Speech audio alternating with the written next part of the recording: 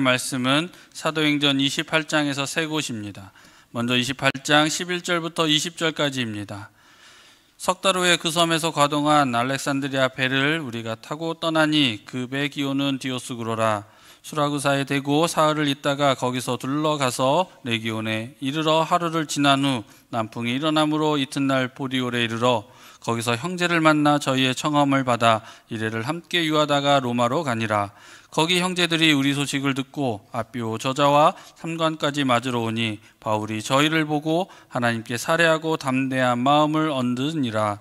우리가 로마에 들어가니 바울은 자기를 지키는 한 군사와 함께 따로 있게 허락하더라. 사흘 후에 바울이 유대인 중 높은 사람들을 청하여 모인 후에 이르되 여러분 형제들아, 내가 이스라엘 백성이나 우리 조상의 규모를 배척한 일이 없는데 예루살렘에서 로마인의 손에 죄수로 내어준 바 되었으니 로마인은 나를 신문하여 죽일 제목이 없으므로 놓으려 하였으나 유대인들이 반대하기로 내가 마지못하여 가이사에게 호소함이요 내 민족을 송사하라는 것이 아니로라. 이러함으로 너희를 보고 함께 이야기하려 청하였노니 이스라엘의 소망을 인하여 내가 이 쇠사슬에 매인 바 되었노라. 다음은 23절부터 25절까지입니다. 저희가 일자를 정하고 그의 우거하는 집에 많이 오니 바울이 아침부터 저녁까지 강론하여 하나님의 나라를 증거하고 모세의 율법과 선지자의 말을 가지고 예수의 일을 권하더라. 이 말을 믿는 사람도 있고 믿지 아니하는 사람도 있어 서로 맞지 아니하여 흩어질 때에 바울이 한 말로 일러 가로되 성령이 선지자 이사야로 너희 조상들에게 말씀하신 것이 옳도다. 마지막으로 28절부터 31절까지입니다. 그런즉 하나님의 이 구원을 이방인에게로 보내신 줄 알라. 너희는 또한 들으리라 하더라. 바울이 온 이태를 자기 셋집에 유하며 자기에게 오는 사람을 다 영접하고 담대히 하나님 나라를 전파하며 주 예수 그리스도께 관한 것을 가르치되 그 많은 사람이 없었더라. 아멘.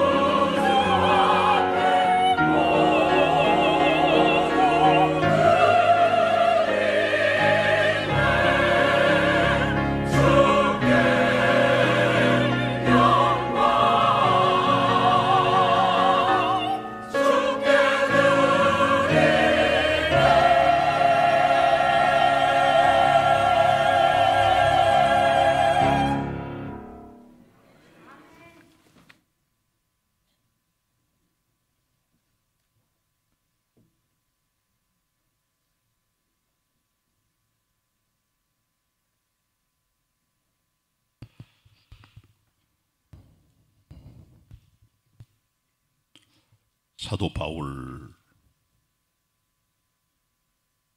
얘기를 지금 계속하고 있습니다. 지난 6주간 동안 예루살렘에 들어가 2년 동안 구류되고 가이사 로마 황제에게 상소해서 항해 중에 큰 유라굴로를 만나 고난을 겪고 결국은 멜리데 섬에 상륙한 그런 내용까지 설교했습니다. 오늘은 멜리데 섬에서 석 달을 지낸 사도 바울의 일행이 로마까지 가는 여정에 대한 것을 먼저 설명을 드리고 그 다음에 사도 바울이 로마에서 무엇을 했는가를 설교하려고 합니다. 일단 사도 바울은 멜리데 섬에 도착을 해서 큰 역사를 이루어서 거기 많은 복음을 이루고 멜리데를 떠나게 됩니다. 멜리데 섬의 북동쪽에 있는 세인트 폴스 베이라고 하는 바울이 상륙한 곳으로 추정되는 거기서부터 북쪽으로 100km를 100길을 따라 올라가게 됩니다. 150km를 쭉 가서 이태리는 장화 모양으로 생겼어요. 그 이태리 남쪽에 있는 시실리라고 하는 큰 섬의 수도, 성경은 수라쿠사라고 되어 있고 영어로는 시라큐스라고 합니다. 거기 도착을 합니다. 거기서 3일 동안 머물게 됩니다. 그래서 거기서부터 배를 타고 3일이 지나서 100km쯤 북쪽으로 와서 레기온이라고 하는 것에 도착을 하게 됩니다. 여기는 이태리 반도 남쪽에 있는 발로 따지면 발가락 모양에 있는 그 자리에 있는 곳이 레기온입니다. 거기서 하루를 묵고 거기서 이제 여행을 하게 되는데 그 다음 여행지까지가 340km 긴 거리인데 거기까지 그저 하루 만에 도착을 해. 그 다음날 도착을 해요. 그래서 그 장소 이름이 보디올이라고 하는 데입니다. 거기 예수 믿는 사람들이 있어서 사도 바울을 영접하러 와서 그들이 바울을 요청을 해서 일주일 동안을 함께 보디올에 이르게 됩니다. 이 보디올은 큰 항구였어요. 바울이 탄 배는 알렉산드리아 배인데 그 배는 나일강에 있는 모든 축적된 저장된 곡식들을 다 가지고 알렉산드리라고 하는 이집트의 북쪽에 있는 항구, 지금도 있습니다. 500만 정도 인구가 있는 큰 그 곳인데 옛날에 하나의 그 학문적인 중심지이기도 했고 도서관도 있습니다.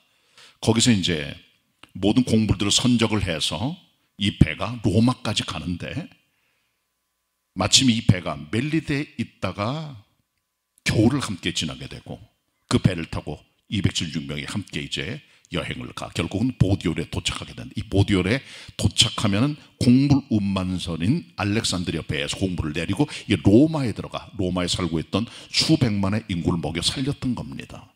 그러니까 중요한 그런 항구가 바로 보디올이라는 항구입니다.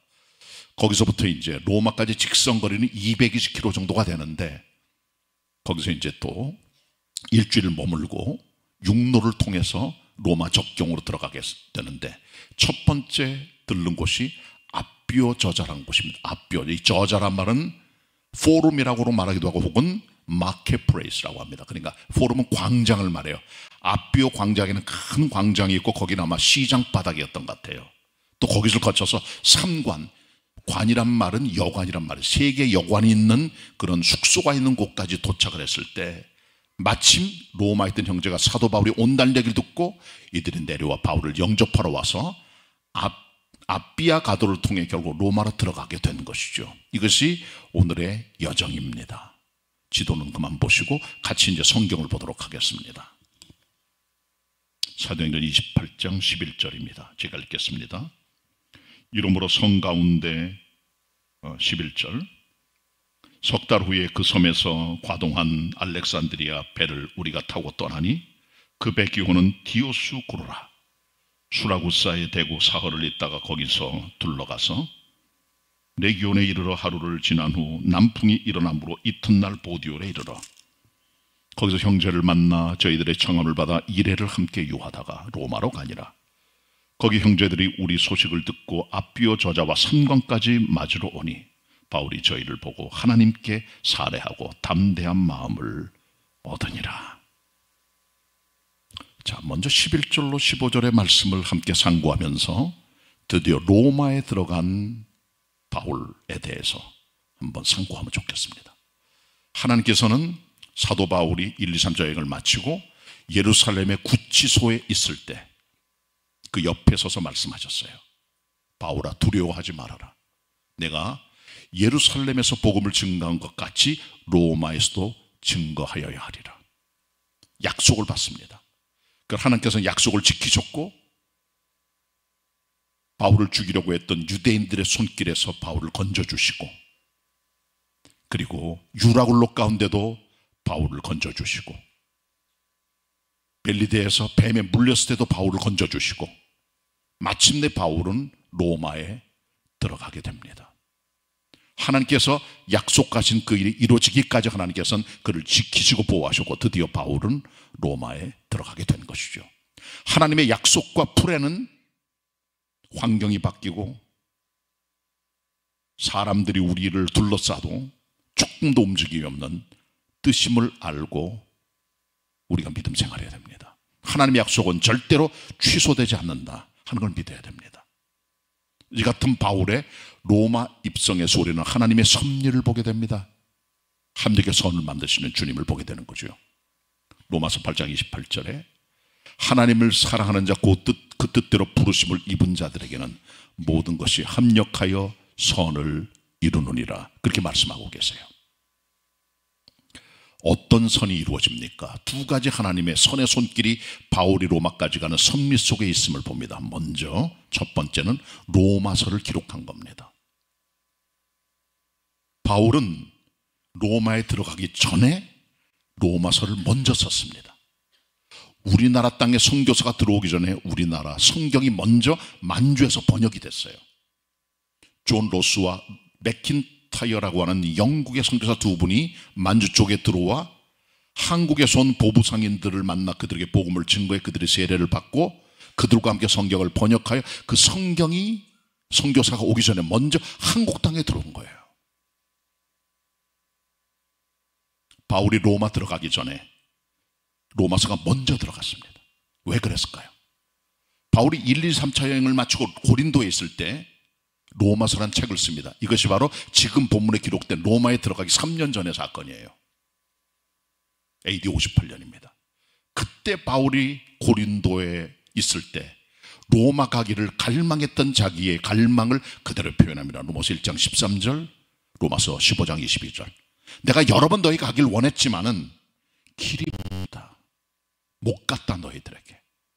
아쉽다. 그런 표현을 하죠. 결국 바울은 그 전부터 로마에 가기 원했지만은 못 갑니다.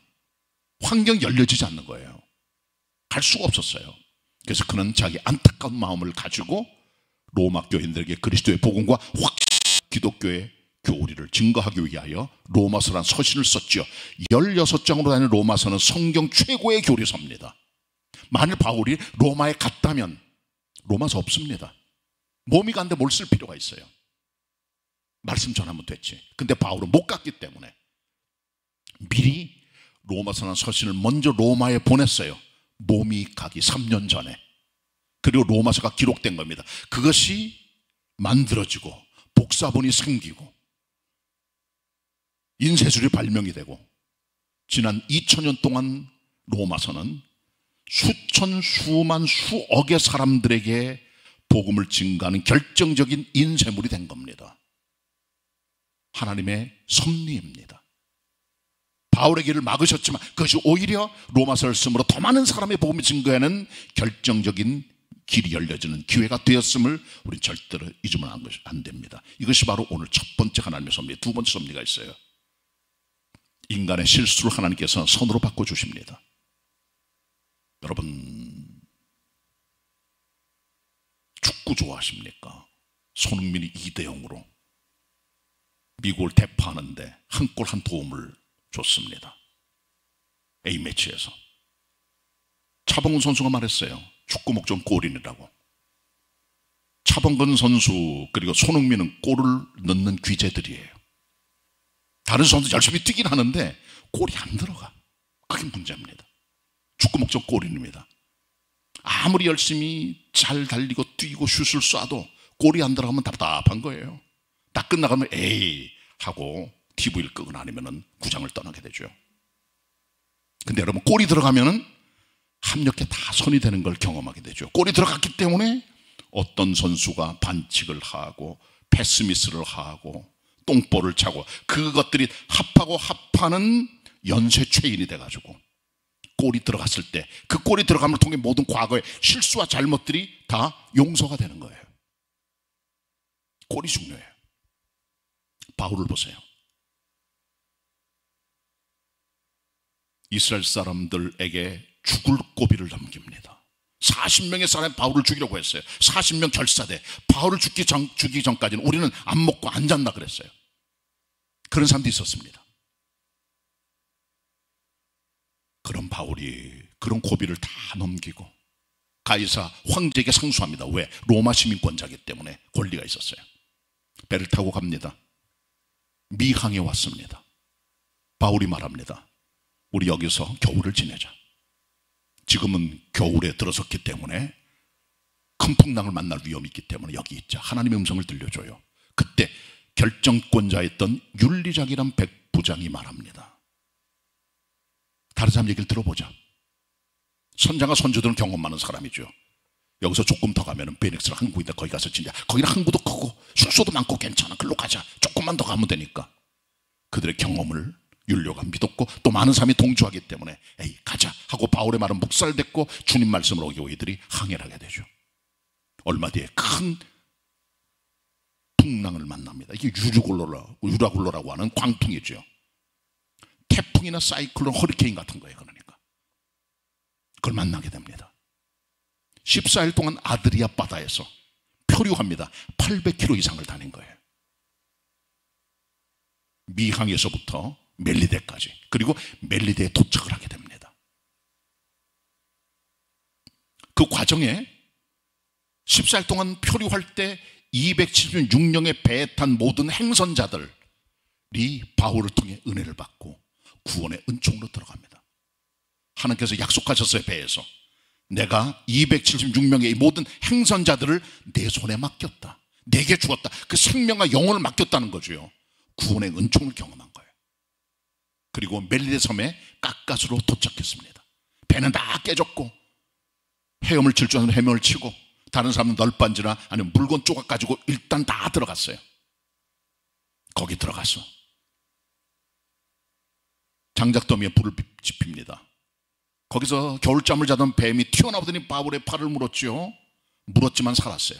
사람들 깜짝 놀라 그를 신이라고 고백합니다.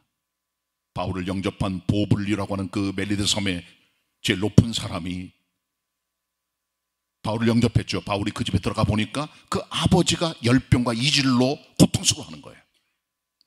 안도 하니까 낫습니다. 그 소식을 듣는 동네 사람이 다 몰려들어서 바울이 고침을 받고 그렇게 석 달 동안 지내며 고쳐주고 그들에게 복음을 증거하죠. 그래서 놀라운 사실이 발생한 거죠. 만일 바울이 미항에서 직접 석 달 동안 쉬었다가 편안하게 로마에 갔더라면 276명의 구원, 멜리데 복음화는 이루어지지 않았을 거라는 거죠. 인간은 실수했습니다. 말씀 안 들었습니다. 미항에서 갔습니다. 있으면 좋았을 것. 그러나 고통은 당했지만 800km 이상 떠내려가는 표류 과정 속에 276명이 주님께 돌아왔고 나머지 멜리데 사람들도 죽게 돌아 놀라운 복음화 역사를 만들어감으로 말미암아 하나님의 구원이 성취된 것이죠. 인간은 실수했지만, 인간은 잘못했지만, 인간은 삐뚤어갔지만 하나님의 방법은 언제나 옳습니다. 하나님께 선이 되게 하신 거예요. 이게 하나님의 방법입니다. 우리 로마가 보여주는 메시지를 잘 들으면서 어떻게 바울이 로마까지 들어갔는가에 대한 스토리를 그냥 읽는 게 아니라 거기에 함께 하신 하나님의 손길과 섭리를 아는 지혜를 가지고 살아가야 되는 것이죠. 여러분의 인생 속에 많은 것들이 합력해 선이 되시기를 바랍니다. 그렇게 믿으시기를 바랍니다. 자, 이제 바울이 로마에 들어갔습니다. 바울을 묶고 있는 율리오 백부장, 많은 군사들, 바울뿐만 아니라 다른 죄수 같이 있어서 함께 들어갑니다. 포르타 카페나라고 하는 큰 대문이 있어요. 로마 들어간 대문이 있어요. 아마 거길 통과했을 겁니다. 그리고 율리오는 죄수들과 사도 바울을 거기 있는 진영 사령관, 그 지역을 주둔해 있는 사령관에게 인계했을 겁니다.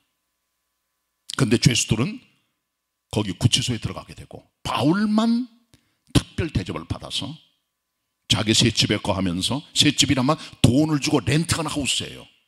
거기 거하면서 군인은 지키지만 자유롭게 사람도 만나고 교제하는 기회를 얻게 됐죠. 이게 특별한 하나님의 은혜입니다. 로마 시민이기도 했고 또 그는 아직 미교수였기 때문에 그렇겠죠. 자, 성경 같이 봅니다. 16절 같이 보도록 하겠습니다. 16절 같이 읽겠습니다. 한 목소리로 시작. 우리가 로마에 들어가니 바울은 자기를 지키는 한 군사와 함께 따로 있게 허락하더라. 30절을 같이 읽겠습니다. 한 목소리로 시작. 바울이 온 이태를 자기 셋집에 유하여 자기에게 오는 사람을 다 영접하고 이렇게 되어 있습니다. 바울은 어떤 부분의 해석에 따르면 아마도 바울이 손은 묶여있지 않았겠는가, 그리고 이 모습은 약한 가택연금 상태라고 보는 겁니다. 죄수는 맞지만 그의 감옥은 셋집이었다는 거죠. 자유를 준 거야. 어느 정도. 이런 상태에서 바울이 이제 3일을 보내게 됩니다. 로마에 들어가서 3일 뒤에 뭘 했을까요? 두 번의 미팅을 가져. 한 번은 유대인의 높은 자들과 함께 첫 번째 미팅, 그 다음에 더 많은 사람이 모였을 때 두 번째 미팅. 그래서 오늘은 두 미팅에 대한 기록으로 본문의 내용이 진행이 됩니다. 자, 첫 번째 미팅을 보면은 바울이 며칠이 지나고 나서 로마에 있는 유대인의 높은 자들을 불러요. 어떤 자들에 따르면 아마도 로마에는 12개 이상의 회당이 있었을 것이다. 회당은 예루살렘을 떠나 흩어진 모든 백성, 이스라엘 백성들이 만나기 위해 가졌던 만남의 예배 공간이에요. 거기 있는 지도자들이 왔겠죠. 그들을 불러서 바울이 그들에게 자기 변론을 시작합니다. 내가 여기까지 온 것은 이유가 있어. 뭔 얘기일까요? 나는 이스라엘이나 이스라엘 전통을 절대로 배척한 적도 없고, 그런데 이스라엘 백성들이 나를 미워하고 나를 반대해서 감옥에 들어가 로마 사람들이 나의 죄목을 찾았지만 죄를 발견할 수 없어서 풀어줘야 되지만 유대인이 반대함으로 내가 가이사에게 상소했고, 유대인을 상소한 건 아니고 여기까지 왔는데, 내가 이렇게 쇠사슬에 묶인 이유는 바로 이스라엘의 소망 때문에 온 것이다 얘기를 하죠. 그 말을 듣는 사람들이 그 말을 들으면서 우리 나중에 내 얘기를 좀 들어보자, 나중에 말하자 하고 1차 모임이 끝나게 됩니다. 먼저 1차 모임에 대해서 함께 상고합니다. 자, 본문 같이 봅니다. 17절입니다. 제가 읽습니다. 사흘 후에 바울이 유대인 중 높은 사람들을 청하여 모인 후에 이르되, 여러분 형제들아, 내가 이스라엘 백성이나 우리 조상의 규모를 배척한 일이 없는데 예루살렘에서 로마인의 손에 죄수로 내어준 바 되었으니 로마인은 나를 신문하여 죽일 죄목이 없으므로 노력하였으나 유대인들이 반대하기로 내가 마지못하여 가이사에게 상소하며 내 민족을 송사하려는 것이 아니로라. 20절 같이 봅니다. 시작. 이러함으로 너희를 보고 함께 이야기하려고 청하였노니 이스라엘의 소망을 인하여 내가 이 쇠사슬에 매운 바 되었노라. 아멘. 바울은 여기서 변론을 해요. 나는 이스라엘이나 그 전통을 무시한 적 없다. 배척하지 않았다. 그리고 유대인들이 나를 반대했지만 나는 죄가 없어. 그러나 그들이 나를 반대하고 죽이려고 하기 때문에 내가 가이사 황제에게 상소했다. 너희들을 상소한 게 아니다. 내가 쇠사를 묶인 것은 이스라엘 소망 때문에 묶인 것이다. 자기를 변론하죠. 때때로 우리는 자기를 변론할 때가 있어. 내가 억울할 때. 바울도 억울하잖아요. 죄가 없어요. 감옥에 갇혔어요. 죄수의 몸이에요. 로마 시민이에요. 어떤 주장도 안 합니다. 그리고 여기서 그는 부드럽게 자기 자신의 쇠사슬 매인 이유를 설명하면서 자기는 어떤 누구에게도 고소를 하거나 그들을 맞닥뜨려 싸운 적이 없음을 명쾌하게 여기서 얘기를 하면서 자기 변론을 합니다. 우리가 인생 살아갈 때 억울할 때가 있어요. 힘들 때가 있어요. 사람들이 나를 공격하고 나를 비난하고 그 소리가 들리는 것 같고 날 이상하게 쳐다보는 것 같고, 진실이 아닌 것들이 진실처럼 과장되거나 유포가 되고 그런 경우들이 있습니다. 그때 어떻게 하십니까? 맞고소 하시겠어요? 맞고소는 영어로 카운터 슈라고 합니다. 슈란 말은 고소란 말이고 카운터는 반대, 역으로 카운터 펀치를 먹이는 거죠. 그렇게 하시겠습니까? 바울은 그렇게 하지 않았어요. 하나님께 맡겼습니다. 자기 인생을 맞고소하지 않았습니다. 유대 사람을 상소하지 않았습니다. 그저 왕 앞에 가서 이 일에 진위를 가려주기를 갈망했던 거죠. 그런 인물이 또 있어요. 구약 성경에 다윗 임금입니다. 다윗은 소년 때 물맷돌 하나 가지고 골리앗을 죽였습니다. 3m가 넘는 십적장신이에요. 백성들이 다윗을 영웅으로 호칭하고 노래 부르고 그를 칭찬합니다. 왕이었던 사울 임금이 기분이 나빴어요. 그때부터 자기 아들뻘인 다윗을 미워합니다. 그리고 그를 질투하고 죽이려고 하고 여러 차례 그를 수탐합니다. 그러나 하나님의 은혜로 다윗은 죽지 않습니다. 하나님의 은혜 가운데 10년 이상을 사울 임금의 손을 피해 도망다닙니다. 그의 나이 30살에 사울이 죽었고 다윗은 왕이 됩니다. 얼마나 기가 막힌 일을 다윗이 당했습니까? 억울하고 답답하고 죄진 것도 없는데 도망다니는 자기의 인생, 민족들도 자기를 바보로 취급하고 친구들도 그를 등지고, 그는 이방 땅에 다니면서 거렁뱅이 신세를 하고 들에서 산에서 굴에서 살면서 억울함을 토로합니다. 그 토로한 그의 억울함의 내용들이 시편에 다 기록이 되어 있어요. 하나님께 변론한 거죠. 사울도 고소는 안 했어요. 다윗도 고소하지 않았어요. 고소할 사람도 없었고 재판할 자도 없었고. 예수님 어떠실까요? 예수님은 다르세요. 인간은 자기 억울함을 고소하기도 하고 억울함을 변론하기도 하고 자기 자신 안에 있는 그 억울함을 토로하기도 합니다. 그래야 진실을 밝혀달라고 그렇게 얘기를 합니다. 예수님 어떻게 하셨어요? 어떤 말도 안 하셨어요. 인류 최대가 저지른 최대의 불법 사건이 뭡니까? 예수 그리스도를 사형 판결을 매겨 십자가 죽게 만든 거죠. 야간에 불법 집회를 했던 산헤드린 공의회 위원들이 예수님 사형 판결을 결정합니다. 빌라도는 죄 없는 그리스도를 사형 판결에 넘겨줍니다. 백성들의 여론에 빌려서. 우리 주님께서는 이 같은 불법 판결 앞에, 사형 판결 앞에 어떤 대답도 어떤 반론도 안 하셨어요. 결정 앞에 그냥 서셨습니다. 때리면 맞으셨고요, 찔르면 찔림 받으셨고, 침 뱉으면 뱉음 당하시고, 가시관 쓰면 쓰임을 당하시고, 고통당하고 십자가에 죽으신 거죠. 이사야 53장 7절의 말씀대로 우리 인간의 모든 죄를 떠맡고 가신 어린 양 같은 그리스도 예수께서는 도살장 앞에 끌려가는 양처럼, 털 깎는 자 앞에 양처럼 잠잠하셨고 입을 열지 아니하셨도다. 어떤 대답도 어떤 반발도 어떤 변론도 어떤 맞고서도 안 하시고, 때리면 맞고 공격도 안 하시고 방어도 안 하시고 그냥 가신 거예요. 십자가로 아멘 하시면서. 가장 억울한 분이, 가장 잘못된 판결이, 가장 잘못된 인간들의 결정이 잘못됐지만 주는 걸 다 받아들이고 가신 거죠. 십자가 구속의 완성을 위해서. 도살장 앞에 가면 개들도 웁니다. 개장수가 오는 걸 알아요. 죽을 때가 됐구나. 제가 아는 목사님 한 분이 옛날에 마장동에 있는 도살장에서 일했대요. 소들도 눈물을 흘린대요. 죽기 전에. 안 가려고. 앞다리 딱 브레이크 걸고 안 가려고 그래요. 우리 주님께서는 어린 양이 도살장 앞에 잠잠한 것처럼, 희한해요, 양들은 죽을 앞에 가서도 잠잠해. 주님께 가셨다. 털 깎는 자 앞에 어린 양처럼. 양들을 털을 깎는 게 이게 수학이에요. 육축하는 사람들은. 벼나 논에서 벼를 베거나 아니면 밭에서 추수를 하잖아요. 그게 농사꾼들의 수학이지만 양을 치는 사람들의 수학은 털입니다. 그게 돈이에요. 전부 다 깎아내요. 그 깎아낼 때 다른 동물들, 개라든가 그러면 다 보세요. 막 낑낑거리고 소리 지르고 막 그냥 핥히고 막 그러잖아요. 근데 어린 양들은 그냥 가만히 있습니다. 그럼 털을 깎는 거예요. 주님 그렇게 가셨다는 거죠. 아무런 대답도 어떤 변론도 다 아니하시고 그냥 가신 겁니다. 십자가로. 바울도 변론했습니다. 최소한으로. 다윗도 변론했습니다. 최소한으로 하나님께 부탁했어요. 그런데 예수님께서는 바울보다 다윗보다 위대하신 주님이세요.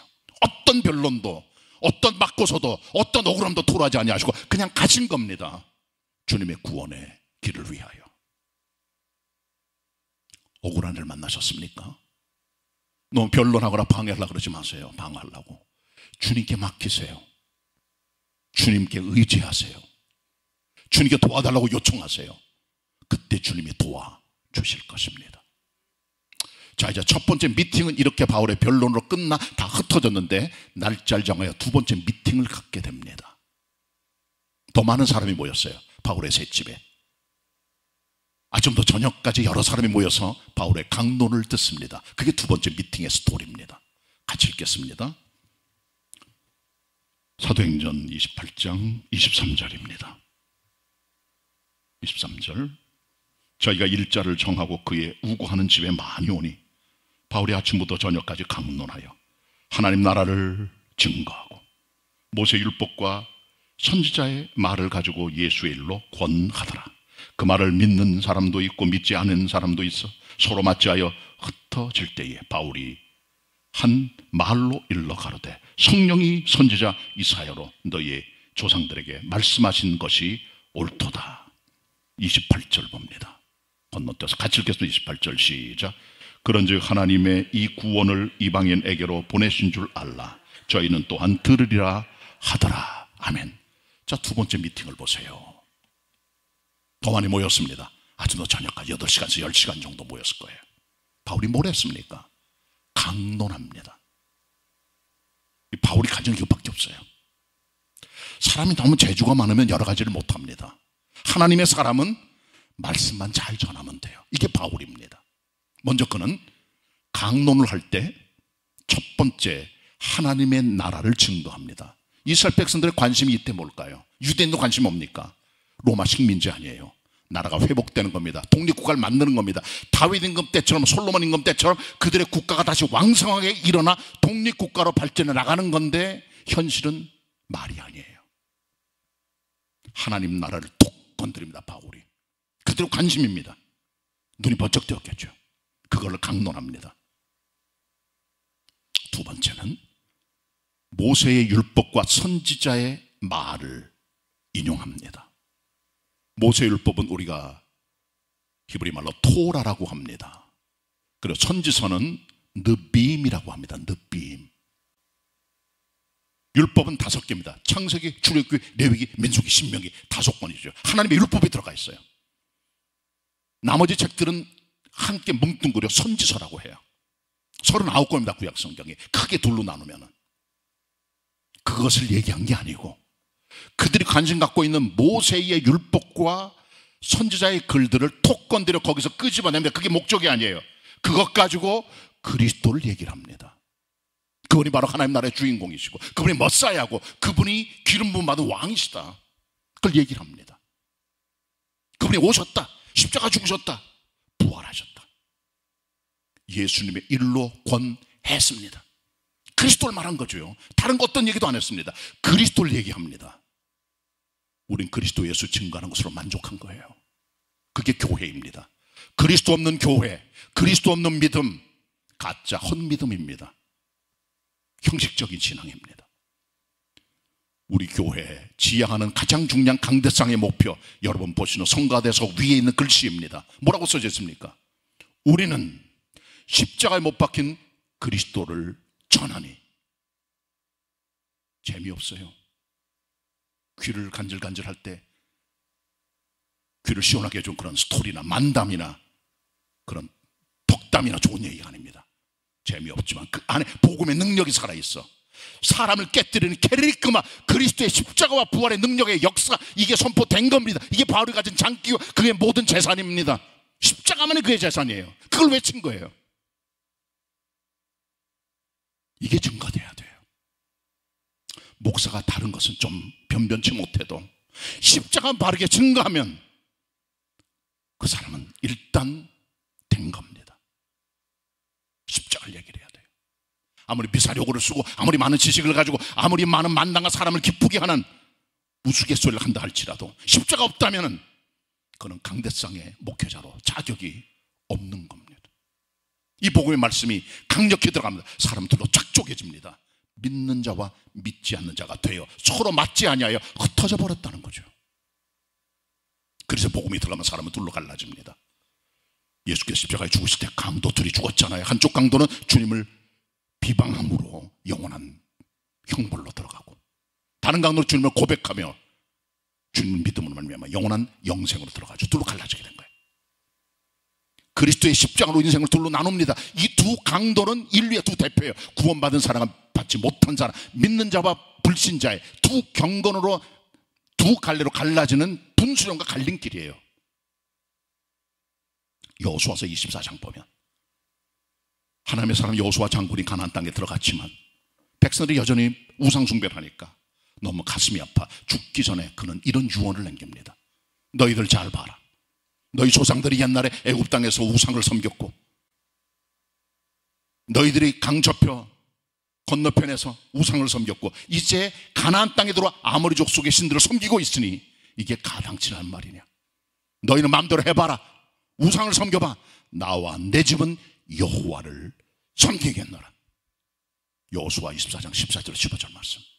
둘로 갈라지는 거예요. 아합 임금 때 하나님의 사람 엘리야가 갈멜산의 백성을 다 모아놓고 이렇게 외칩니다.